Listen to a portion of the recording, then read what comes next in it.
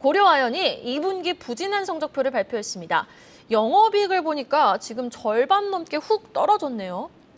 영업이익이 전년 동기 대비 거의 50% 정도 떨어졌는데요. 근데 어제 발표한 공시는 이제 고려아연의 이제 연결 실적이 아니고 개별 실적입니다. 그래서 참고로 이제 공시에 대해서 좀 말씀을 드리면 우리나라 공시 규정은 이제 플러스 마이너스 15% 또는 30%가 매출, 영업이익, 순이익이 변동을 하면은 그 공시 마감이 이전에 스스로가 이제 공시를 해야 되는 규정이 있습니다. 그러니까 고려아연이 개별 공시를 갖다 했는데 연결 실적은 발표하지 않았다는 것은 연결은 이제 거기에 범죄에 포함하지 않는다. 이런 맥락으로 이해가 됩니다. 근데 뭐 개별이 52% 떨어졌으니까 뭐 연결도 뭐 그렇게 뭐 차이는 나지 않을 거라고 생각을 하고 있고요. 그 고려아연은 이번에 영업이익이 대폭 떨어진 이유는 고려아연의 주 제품이라고 할 수 있는 아연이랑 납작 같은 제품이 국제 단가가 매우 하락했기 때문입니다. 그러니까 마치 이렇게 이해하시면 되는데요. 그 정유사가 이제 원유 가격이 하락을 하면은 그 매출이나 영업이익이 손쓸 수 없이 이제 하락할 수밖에 없습니다.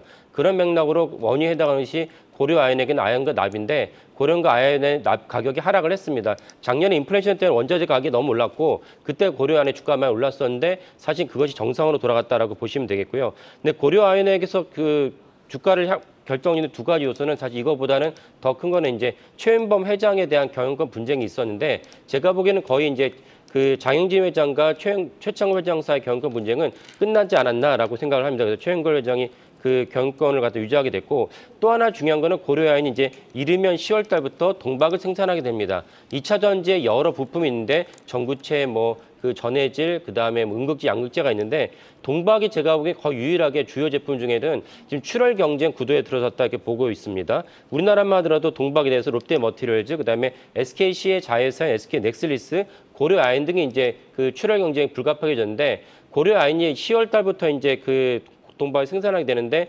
현재 이제 그 나온 추정으로는 배터리 3사 LG엔솔과 삼성 HDI, SK온 등에 모두 납품할 가능성이 높다는 것입니다. 그렇게 되면 이제 기존에 있던 아까 말씀드린 두 개의 업체가 사실은 이제 그 경쟁자가 나타나는데 그러다 보니까 이미 벌써 그 영업이익률이 SK넥실리스 같은 경우 작년에 12.1%였는데 올해 1분기 0.2% 거의 뭐 못 넘겼다는 뜻이죠. 롯데머티리얼즈 같은 경우도 11.6%에서 3.7%로 내려갔습니다. 근데 여기서 고려아연이 저는 또 우위했다고 보는 것이 왜 그러냐면은 고려아연은 동박의 원자재를 할 수 있는 전기동을 독자 생산합니다. 그러니까 다른 두 개의 회사는 동박을 갖다가 생산하려면 전기동을 갖다 어디서 가져와야 되는데 고려아연은 계열사에서 가져올 수 있으니까 원가 경쟁이 탁월하다.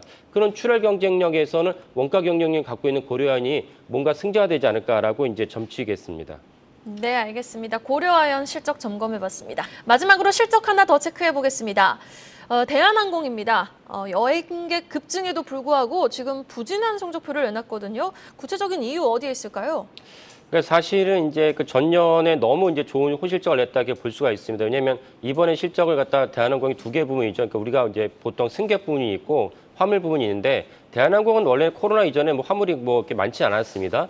지금 실적이 나오고 있는데 대한항공의 이번 실적을 보면 이제 그 그래프로 이제 뭐 보실 수 있겠지만은 전년에 너무 실적이 좋았다가 이번에 좀 실적이 꺾였다. 근데 전년에 호실적은 이제 승객 부분이 주도한 것이 아니고 화물 부분이 주도했습니다. 화물 부분이 주도했는데 화물 부분이 이번에 거의 50% 이상이 깎였습니다. 그러다 보니까 전체적으로 이제 실적이 이제 떨어졌다 보시면 되겠고요. 그러면 이제 왜 화물 부분이 왜 떨어졌나 보신다면은 사실은 뭐 그 정확하게는 뭐 그 좀 더 스터디를 해봐야겠지만 중국 경기가 너무 안 좋아서 사실 그 부분이 영향이 있지 않을까 싶습니다. 그러니까 대한항공의 본질은 이제 승객 부분이기 때문에 승객 부분 우리가 주지하다시피 다 이제 여름철 휴가 맞이해서 대부분 이제 떠나지 않으십니까? 그러니까 승객 부분은 여전히 견고하다 이렇게 볼 수가 있고 더불어서 이제 대한항공과 또 경쟁사를 할 수 있는 세계 유수항공사들 뭐 델타라든지 뭐 아메리카 에어라인이제 이런 데를 보면 다 실적이 좋고 이제 매출도 좋습니다. 그러니까 그런 점에서 대한항공도 사실은 긍정적이라 보시면 되겠고 그리고 이제 대한항공에 대해서 작년에 PBR이 1.31이었는데 작년 7월에 1.31이었는데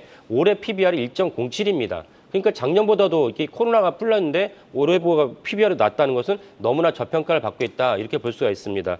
대한항공이 사실 더 중요한 이슈는 사실 아시아나와의 합병인데 뭐 많이 알려졌지만 아시아나 합병이 지금 난항을 겪고 있습니다. 그래서 미국과 EU가 반대하고 있기 때문에 이게 과연 통과될 것인가라는 점에서 회의적이고 이게 통과되려면 사실 대한항공도 열심히 분투를 하고 있지만은 정부에서 사실은 강력한 추진력을 줘야 되는데 제가 보기엔 그럴 것 같지 않습니다. 왜냐하면 대한항공과 아시아나 합병 자체가 잘 돌이켜보시면 문재인 정부 시절에 산업은행 총재가 주도를 했습니다. 대한항공의 조은태 회장이 주도한 것이 아니고 그러니까 정권 차원에서 이뤄진 일이기 때문에 과연 윤석열 정부가 그걸 갖다 밀어붙일 동력이 없다고 저는 봅니다.